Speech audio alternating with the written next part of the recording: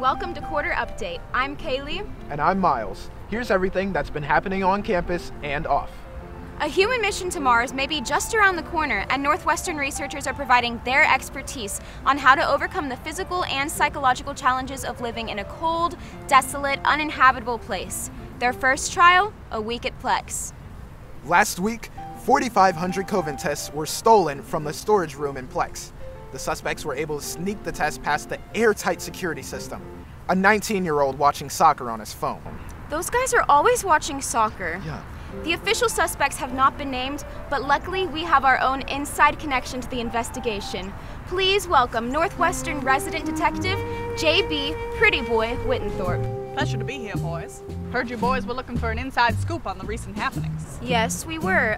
Could you tell us some of your leads? You were at Plex on the night of the burglary. Did you see anything suspicious? I was smoking a cigar in Plex West. Well, not smoking on account of my asthma, but I had one on the corner of my lip when all of a sudden I see a man dressed in black run across the reception desk with a rucksack full of rectangles.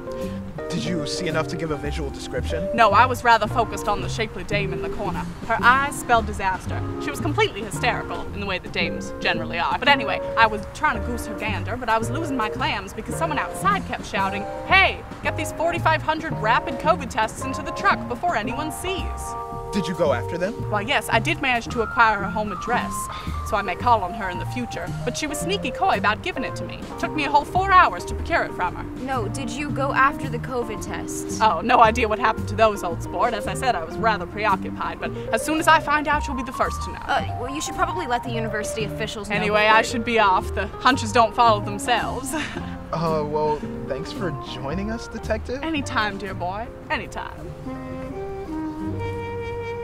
He makes $140,000 a year. Recently, NU researchers have developed a new, ultra-rapid COVID test that has demonstrated 100% accuracy. So now, just like your Bob McCullough boy toy, NU COVID tests come extra rapid. Yeah, that was a cum joke.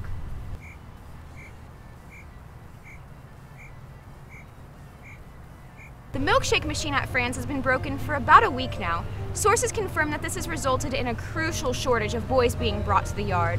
But here at Deering Meadow, we have plenty. Here come the boys now.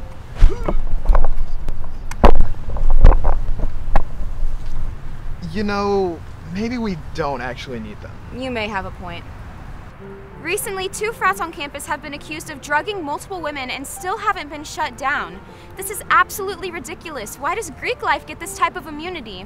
I mean, can you imagine if an improv group were accused of multiple sexual assaults and Northwestern was just like, okay, we're gonna be really harsh about this. They can't yes and until the 17th, and after that, they have to be really thoughtful about their sweep edits. With the Abolish Greek life movement decreasing the power of fraternities and sororities, NU students are fearing that harmful Greek life practices are finding other homes on campus. For example, I had an appointment at Searle the other day, and the nurse asked me to name 3 brothers.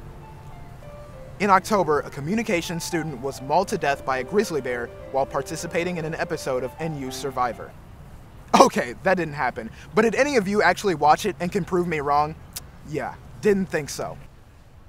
Pete Davidson and Kim Kardashian are rumored to be dating in what seems to be an AI-generated relationship.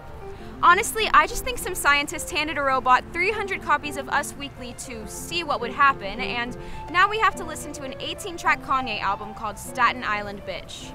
Donald Trump announced his new social media platform, Truth Social, which promises to be the second most toxic social media platform on Earth after the Northwestern Parents Facebook page. Shh, Miles, it's Parents Weekend. They are literally surrounding us.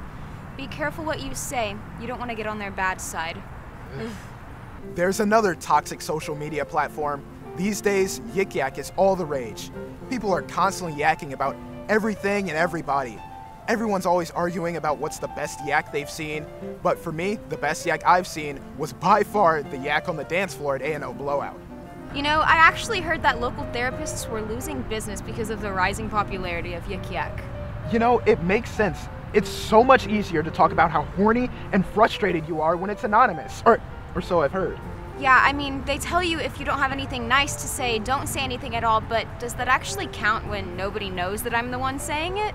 Right, and it's way more convenient to just type about, I saw a pink beret girl on Sheridan Road, but when I yell at her from across the street, it's rude and invading her privacy. You know, it's actually really interesting to think about the mental health effects of this app when your most self-deprecating posts are the ones that get the most attention. For example, I yacked that Kailey Morand was the ugliest bitch at CRC, and it was on the hot page for days. I think I upvoted that one. Thanks. You know, Yik Yak can actually be a really heartwarming place to be sometimes, though. That's true. My best friend found his current girlfriend when he yacked, "Who wants to give me some birthday head?" And somebody replied, "At me, pull up to Lincoln." True love. The HBO show Succession returned for its 3rd season, telling the tale of egotistical, selfish, conniving rich people vying for power. Northwestern is actually engaged in its own succession, characterized by a lot of those very things. Northwestern has appointed its new president, Rebecca Blank, a white lady so boring that they forgot to give her a last name. In the final round of interviews, Rebecca Blank beat out Susan What's-Her-Face and Maria... Finally, the dreaded eat-your-own Wi-Fi has people all over campus complaining. Unfortunately, weak coverage is just something we're gonna have to get used to here at Northwestern. This has been Quarter Update.